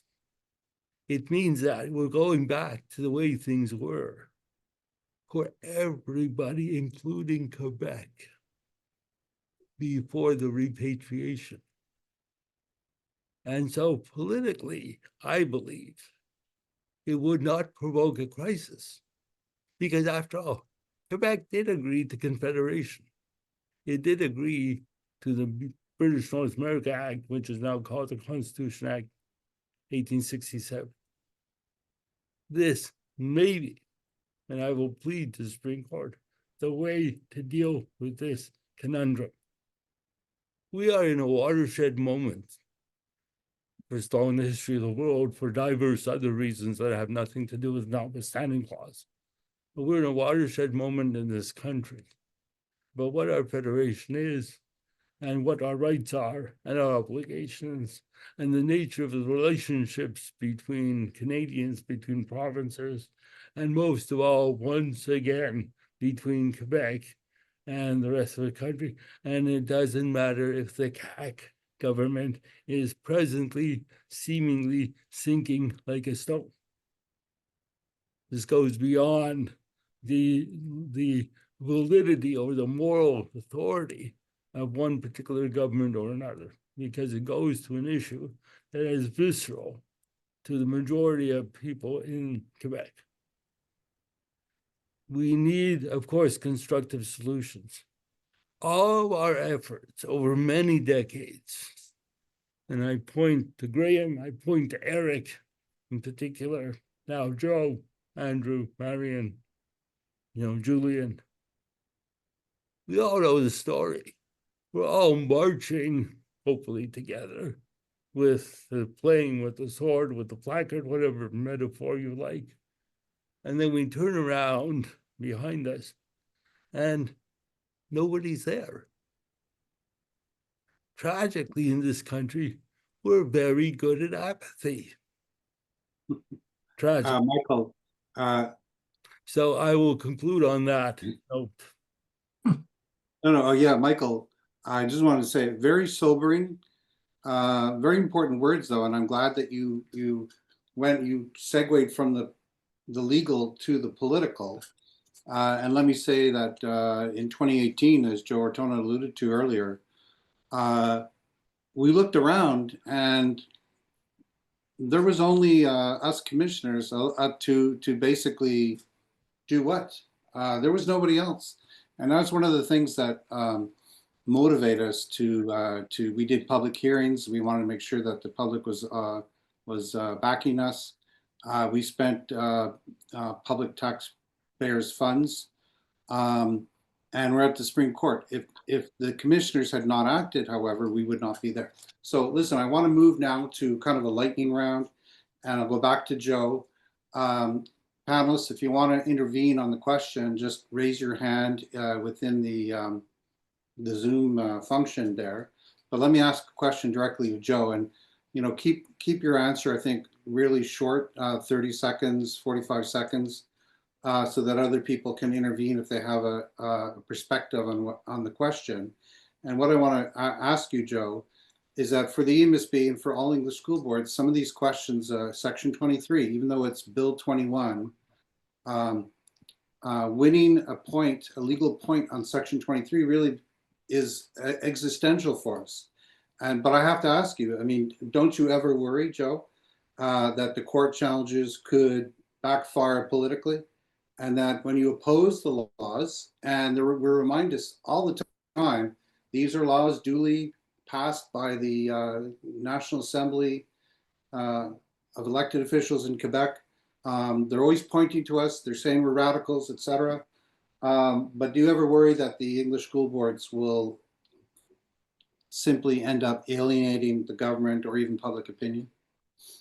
It's a great question, and it's certainly a political consideration that anybody has to consider when they launch any challenge against, the big powerful government, and of course that is a consideration that we had at the EMSB table. What is it going to do with relations with the government? Could it backfire? How bad is the backlash going to be? And of course, no matter how moral the fight is, and no matter how righteous or how strong your arguments are, that still is a consideration. I'd be lying if I said we gave no consideration to the political risks before the EMSB made the decision that it made. But there came to a point while we were sitting around that table, and we said our role here is not to play politics when it comes to the decisions of protecting our constituents, our students, and upholding our constitutional rights. And it became clear that, as the saying goes, silence in the face of injustice is not neutrality. It's complicity. And that's why we launched the legal action on Bill 21 and 96 and 40. It was never about politics or scoring political points. It was to ensure that the minority rights in Quebec are not erased by legislative overreach. And the only way to do that is by making sure that when those rights are encroached, that we fight back. And our hope can only be that by standing firm, that we empower others to speak up, But also at the same time, by standing firm, we sometimes get the government to back down. And the best example of that is when they wanted to adopt Bill 23, which was going to go even further encroach in school board management and control than Bill 40 did. And it was only because we got those significant wins on Bill 40, on Bill 21 at the time before it was overturned, and the injunctions that we got on Bill 96, that the government really took us seriously when we said, we're going to take you to court if you adopt this. And they finally backed down. So fighting, it leads to success in so many other ways. And you can't just look at what the fallout is going to be. Sometimes you got to be bold and you got to take those risks. Right. So takeaway from that for me anyway is I got to be tough. You got to say, we'll see you in court, and you got to have thick skin. And when they call you a radical, you have to smile, like Joe's smiling right now. Is there anyone else who wants to weigh in on that question about the political backlash? Go ahead, Eric. One always worries about that. If we don't stand up for ourselves, nobody else will. It's really that simple. We're in a situation where the very legitimacy of our community in Quebec is being challenged. There was a time where our community spoke of a partnership of English and French going out and conquering the world. The zeitgeist of Quebec right now is, this is a French place and you guys are marginal. Your community is not a community with whom we have to deal, and your institutions are being dismantled because communities live through their institutions. That's where we meet together, work together, share values. If you destroy the institutions, you're destroying the community. So I don't think there's ever a choice when it comes to this. And if we believe in Canada and believe in what we've built in Quebec together, then we have to stand for that and show leadership. And, you know, I'll give one little morsel of good news. Bill 84 is an awful bill to get people out of. This is the bill that is trying to extend the laïcité concept even further and is legislating essentially how we should behave, what movies we should be watching, what should be reinforced. The government's interfering in all sorts of aspects of life, and it's shocking. It's a short bill. If anybody wants to get sick, read it. But it's not of a democratic society. It's one where the government wants to dictate what you do with your free time, how you think, who you congregate. We don't like your community getting together and speaking these funny other languages, all of that kind of stuff. But to my great joy, quite frankly, in Le Devoir, Louise Baudouin and a number of francophones, plus Kathleen Weil, published an open letter going after the government and attacking the government over Bill 84 for precisely the reasons that I've just mentioned. So out there, it's starting to hit a nerve, but if we don't speak, others aren't going to speak for us. So we have to do it. We have to do it politely, civilly, correctly, but we have to do it with firmness and belief and in a principled way. I agree with Joe and Eric completely. We don't have a choice. If we don't fight this out in court and by lobbying, then we will eventually cease to exist. One day, every person will speak French in this province. In the not too distant future, and the government will then say, we don't need to have English institutions because you all speak French anyway, so you don't need it. We'll stop the funding and we'll live happily ever after in la langue de Molière. We must fight. Yeah, thank you, Michael. So I just want to go back to Joe's discussion there. He mentioned Bill 23. And just for the audience, Bill 23 was a law passed by the National Assembly whereby the government or the Minister of Education could could choose the director general of any school board, including the English school boards. And of course, they tried to do that with the English school boards back in 2018, 2019 back then. We pushed back. But effectively, elected people operate the institution through a director general.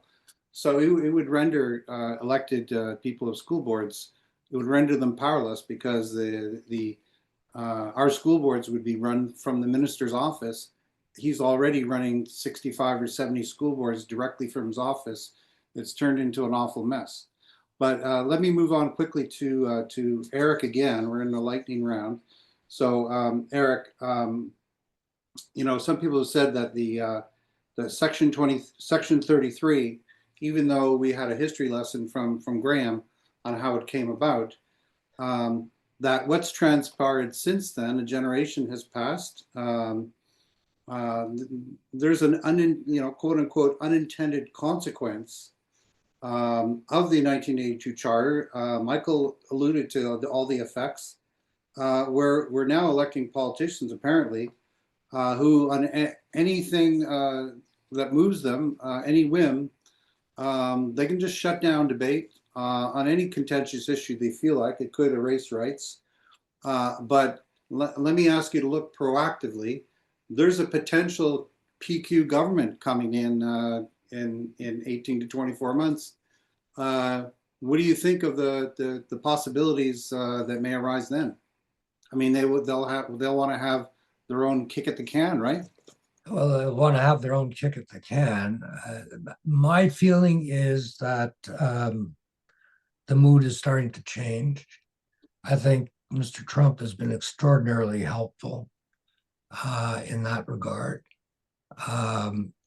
After Legault has run around so long saying, oh, if you don't do what I'm saying you have to do, and all these laws and notwithstanding clause and all of that, we would end up like Louisiana. And then you get Trump saying, welcome to Louisiana. And suddenly federalism is a pretty hot subject and favorably looked upon in Quebec, even more so than Alberta. Because if you really care about your identity in Quebec, Canada has been a great vehicle for allowing that identity to survive. And if it weren't for Canada, Quebec would have been Louisiana a long time ago. And I think down deep, people know that.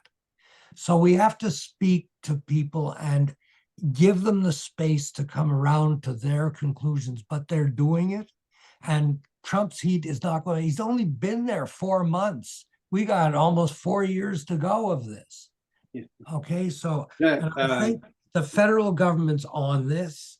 They understand it. They're moving to bring people together. The idea of breaking down the interprovincial barriers can only help. And Quebec is wanting to get on board of that to create markets for itself and also to protect some of its own industry, where Trump's going to try to break down all the protectionism that exists in the dairy industry, for example. Right. So I think this is moving in a direction that we have reason to be somewhat optimistic about it. Does anyone else want to intervene on that question? Marion, do you have anything to add on that?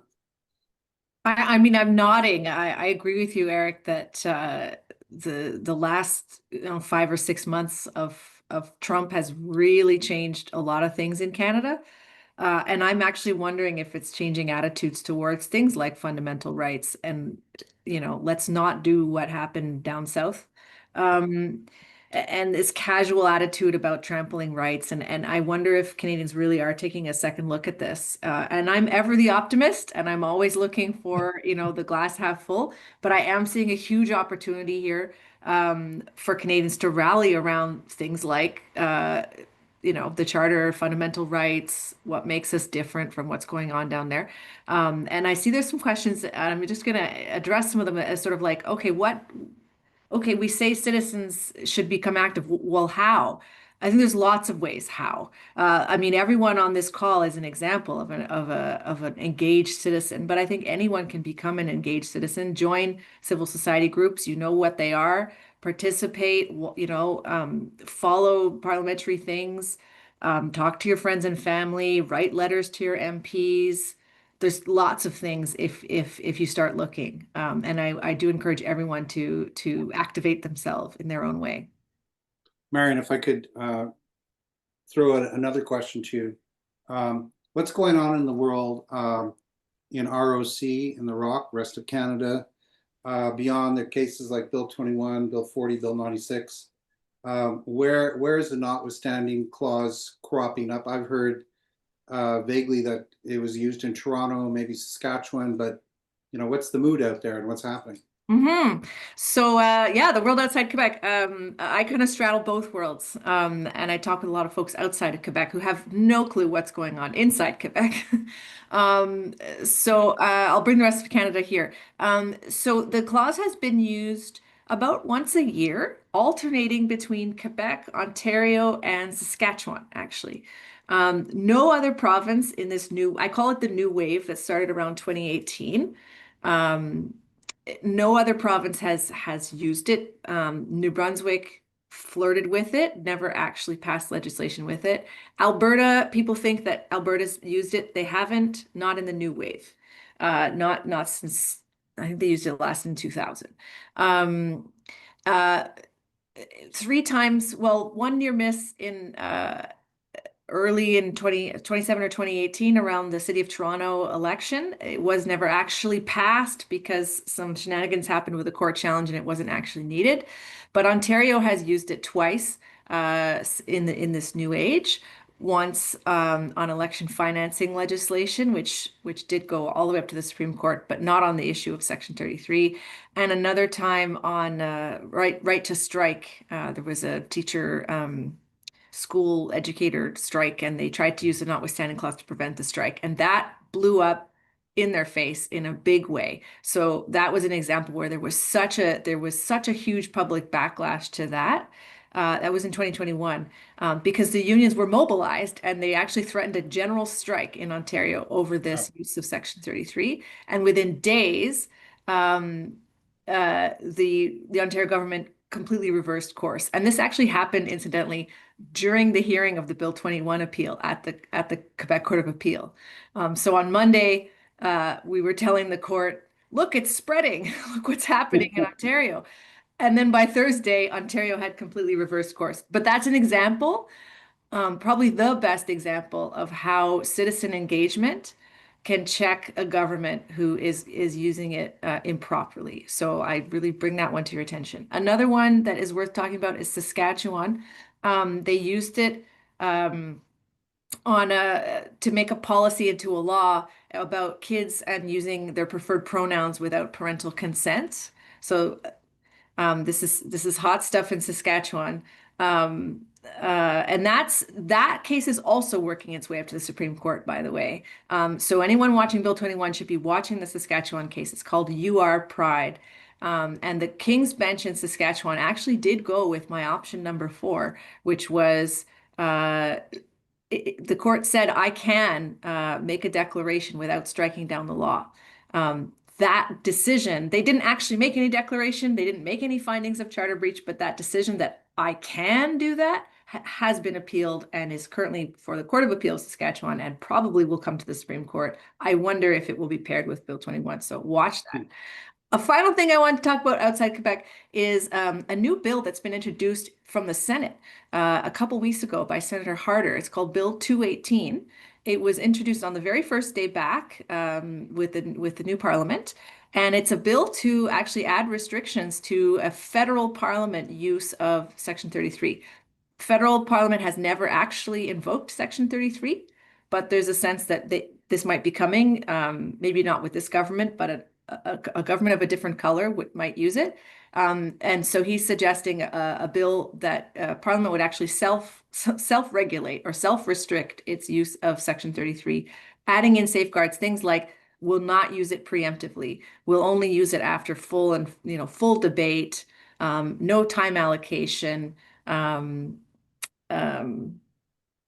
actually a supermajority required to use it. So anyway, I could talk all day about that, but I wanted to put that on your radar because that's a new thing that's just happened in Section 33, and it's kind of breaking new ground. Wow, I haven't heard of that one before. Can I just say one thing about that? Yeah, go ahead, Eric. I wonder whether we should be considering intervening in that Saskatchewan case just on that point and get them broader support than just them alone going on the point that the court can make a declaration, even if it doesn't strike down, because that would be very helpful for us going forward. Yeah, I know that's exactly what happened in the Bill 21 case, Judge Blanchard in Superior Court. But if I could go to Joe, back in 2018, we were rather inspired by our counterparts in French school boards across Canada, because while no cases were really coming out of Quebec, there were tons of cases coming from French school boards across Canada. And Joe, I just wanted, if there are any particular cases or situations that you could point to. Sorry to put you on the spot, but we do know those cases. We do try to follow them, and they're, just to let people know, on the notwithstanding clause, and provincial governments are often baffled about Section 23, which exempts school boards from the notwithstanding clause. Even though French school boards try to educate them over and over again, they violate it, and it ends up in court. It goes to the Supreme Court. But Joe, go ahead and comment on that, please. We've obviously been very much inspired by the challenges that have come from Francophone Canadians all across the country. Obviously, and it'd be too long to explain each and every one, but the Maé case from Franco-Albertans revolutionized how Section 23 is to be interpreted. That decision came in 1990, and until 1990, people thought that the Section 23 guarantees were just access to education in the language of the parent's choice. And the Maé case said, no, that's not it at all. In order to guarantee that they can keep their language and culture and flourish, you have to give them management and control over those institutions where the children get to learn in the language of their choice.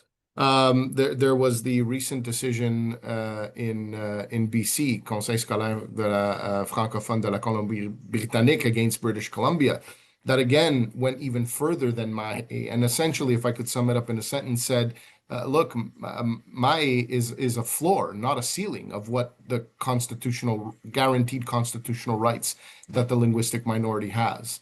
We have, the Arsenal Cameron case, the case where Summerside from Prince Edward Island, where the government of PEI said, look, we're not going to build a French school in a remote area with very few Francophones. It's just too expensive. We don't have the money for it. And the court said, no, you have to. You must. For 40 Francophone children, that is enough to sustain that community and to warrant a school. So all of those, decisions have empowered the Section 23 guarantees and expanded the scope in which they've been interpreted. The courts have always interpreted Section 23 in a very large and liberal fashion. And so that's why, we've obviously been very confident in all of our challenges for that very reason. Yeah, I like to say it's our kryptonite, it's our superpower. It's taken a lot of education of government ministers to make it stick. We just can't, the magic words, we'll see you in court, and it seems to have an impact, as Joe explained.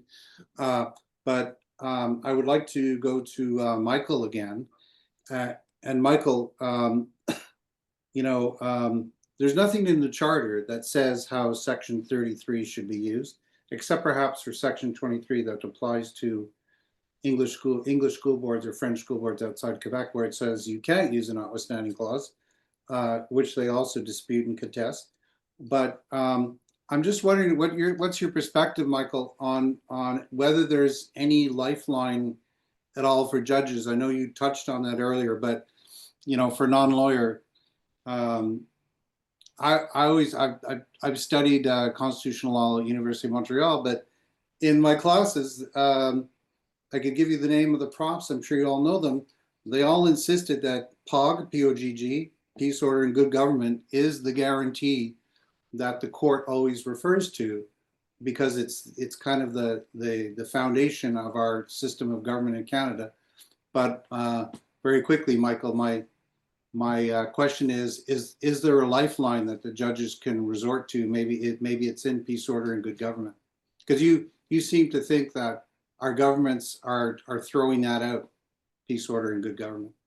Peace, order, and good government has been for almost since Confederation a very nebulous provision that most scholars cannot discern what it means, frankly. More recently, people look to it as a way around Section 33 Notwithstanding Clause. I don't see that as happening. I think the lifeline, if we're going to get a Supreme Court that says that Section 33 is circumscribed, is going to be the court rewriting history and setting aside, as wrongly decided, the Ford case. And I think that is unlikely, which prompts my point of view that I expressed earlier on the lifeline, or the way to sustain a degree of human rights in this country. So Thank you, Michael. that is. I was hoping for a more robust miracle cure, if I will, but I guess there's not. We have to fight. If you want the miracle, then you need the bench, the Supreme Court bench, to say, you know what, our Constitution, as is often said, is a living tree, and the living tree is going to rot if we don't rewrite or reinterpret Section 33. Okay, so on that very point, let me go back to Marion. Now, Marion, I was at Ottawa U, and I was talking to you earlier that I recall myself and my friends, they're all pages in Parliament at the time. We saw that the snowbirds fly over the hill, and we were on the roof, I think, of the student dorm. We were very excited about the future of our country at that time. But you know, in the intervening years, we've seen Section 33 move from, you know, being defined as a quintessentially Canadian gentleman's agreement, as it was in 1982. And then, you know, some cynics today say that, no, it's more of an acid bath used by authoritarians to strip Canadians of their rights. So what is the, between those two extremes, what is the real definition of Section 33 today, Marion? What a whirlwind of a question. I love your parliamentary page. What safeguards need to be Yeah. there? I do think there is a contrast, a big important contrast between the so-called framers' intent of Section 33 and what we're seeing in the last, I guess now 6 or 7 years, what I call the new wave. I've studied actually very closely, maybe not as closely as Graham Fraser, but pretty closely, the discussions that happened in 1981 and who was for the Notwithstanding Clause. We pretty much know what Pierre Elliott Trudeau thought about it, but I've studied what Peter Lougheed, the Premier of Alberta, and Alan Blakeney, who was the Premier of Saskatchewan. And they were, although I think Graham said it was Richard Hatfield who invented this Section 33. Both Blakeney and Lougheed take credit for inventing Section 33. But anyway, regardless of who invented it, they're all very proud of it. But none of them thought that it was an escape hatch from rights. Both Lougheed and Blakeney were very strong proponents of fundamental human rights. They just weren't sure that an entrenched American-style charter was the best way to protect rights. And Peter Lougheed wrote a really great essay or speech in 1991 where he said, I'm still for the Notwithstanding Clause because I think it avoids some of the biggest problems in the American system. For example, what do you do when there's a reasonable disagreement between a court and the legislature about what the scope of rights should be? He also said, you know, a fully entrenched charter, so without a Notwithstanding Clause, it takes away the role of the legislature in interpreting rights and it transfers it completely to the court. And he thought, by the way, his first act as Premier was to pass the Alberta Bill of Rights. He thought that the best way to protect rights was for the legislatures and the courts to have a shared view of rights. So all of that, I'll put in the chat his essay, but all this to say, there could not be a greater contrast between those types of views, and he was a conservative, those views, and what we're seeing, the rhetoric around the use of Section 33 today. And I think this actually crosses over. Saskatchewan, Ontario, and Quebec have this in common. And we've talked about that, and Eric's alluded to that. And I think I am seeing a very different tone. And it is a cause for great concern. And I do think that citizens need to be alive to this. And to the point of, looking for the rescue from the court, if this is a problem about, generalized attitudes and the decline of rights and democracy together, the court can only do so much. They can set norms, they can encourage, but they can't fix this completely. It really does lie with civil society. Thank you, Marion. And Eric, your hand is up. Why don't you weigh in? Well, first of all, I think that history has proven that in the face of moves that attack democracy and freedoms, courts that acquiesce to that, at the end, the judges aren't immune from prosecution. And I think we have to remind the judges they have a real job to stand up. They've got job security, and they've got to be prepared to make comments that count. I mean, the comment, I don't buy completely that the Ford case created that precedent for the validity of using the notwithstanding clause, holus bolus. That was not an actual issue in litigation at that point in time. Government of Quebec had not invoked the notwithstanding clause, and having been directly involved in shaping that case, it was a gratuitous comment by a judge that has been used by some provinces to hang their hat on. So I don't think it's so bad to go back at it. I also think that given the context we're working on, the fact that there are these other cases going on in other jurisdictions, we should be piggybacking on them, not just saying we're very pleased they're doing it. It doesn't cost a lot to put in an amicus brief in support of them, and reminding Canadians elsewhere that the community in Quebec did not die and cannot be written off. So I really think it's important to have presence on these things. Yeah, thank you, Eric. Look, it's time to wrap up, folks. So I'm going to ask all of you on the panel to conclude. I'm going to give you 30 seconds, starting with Joe. Joe, what are your takeaways? What expectations do you have of the Bill 21 case at the Supreme Court? What's on your mind? Very interesting question. I would be reluctant to pronounce myself on what the Supreme Court is going to rule ultimately on Bill 21. So what my expectations are of that. But obviously, from the very first day, we've never launched a lawsuit without an expectation that we had strong arguments to make and strong reasons as to why the law is unconstitutional. Obviously, the Supreme Court has agreed to hear the case and granted us permission to appeal. We shouldn't presume anything from that, but I will say this: I've read Supreme Court decisions on Section 23 going back from 1990 all the way until 2019 with the BC case, and even 2023 or 2024 with the Conseil scolaire francophone des territoires du Nord-Ouest. The Supreme Court has always given a very large and liberal interpretation to Section 23, and I don't see them interpreting it in a way that is more restrictive now, even on the Bill 21 case.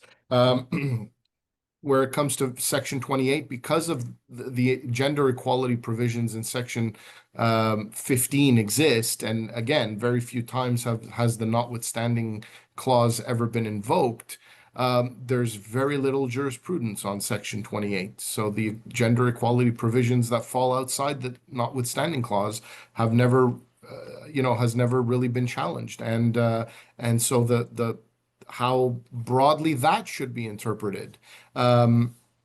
In conjunction with all of the other rights in the charter, hasn't really been examined by the courts. And now it's going to be examined by the highest court. So I expect that the court, again, as they are appointed, and I believe they're the 9 brightest legal minds in the country, are going to look at this very, very seriously. And they're not going to be shy to make controversial decisions. They're going to rule on their interpretation of the law and without any political considerations. That's my expectation, and I remain very cautiously optimistic, but still optimistic that at the end of the day, Bill 21 will be a thing of the past. Thank you, Joe. Marion, final word. Thanks. And again, thanks for including me on the panel today. I think I'll pull up some of the words of Roy McMurtry, who was one of the 3 gentlemen in the kitchen for the Kitchen Accord that Graham Fraser took us through. In his 1983 memoir about the whole situation, he's reflecting on the Notwithstanding Clause, and he says this: political accountability is the best safeguard against any improper use of the override clause by any parliament in the future. In this debate, I am also reminded of the words of Mr. Justice Learned Hand of the United States Supreme Court, who, in speaking of liberty, stated that, quote, "It lies in the hearts of men and women. When it is alive, it needs no constitution, no law, no courts to save it. But when it dies, no constitution, no law, no courts can save it." Thank you. Thanks. And I think it was Benjamin Franklin who said, it's a republic if you can keep it. Same for Confederation, right? Eric, final words. I like what Marion has said right now. I'm very encouraged, truthfully, to be participating on this panel and on this evening. I mean, this is a group of very smart, very capable people, and they're taking time to think about this and work on it. Very grateful for all the panelists and for the people who gave the presentations at the beginning. It speaks to the strength of our community. And I think the fact that we can have these kinds of discussions is important and should be encouraged and should continue. And with that, we will win. We will, in the end, prevail, because as I said, no amount of courts or whatever, governments, at the end, it's a response to the people. And if we can make our case to the community, to the public, and get people on board, not in a jingoistic way, but talking about the fundamentals of what makes it work. And we have a beautiful opportunity, given that the US is right now going through what it is, because it's a living example of what happens when it breaks down. So younger people are questioning, what's the future look like? And if we can engage them now, they will carry this forward, and that's our hope. So this leaves me very hopeful. Yeah, thank you, Eric. And when you're an elected person on a school board, you're in contact with younger people, and they do question, what is this thing, this Notwithstanding Clause? It doesn't make any sense. We have to go through seminars like this to explain how we got here, but also to figure out how we get out of this mess. And to that end, the final word goes to Michael. Go ahead, Michael. This forum, in my opinion, is one of the most important, outstanding public forums on this topic ever. The recording needs to be distributed far and wide and listened to.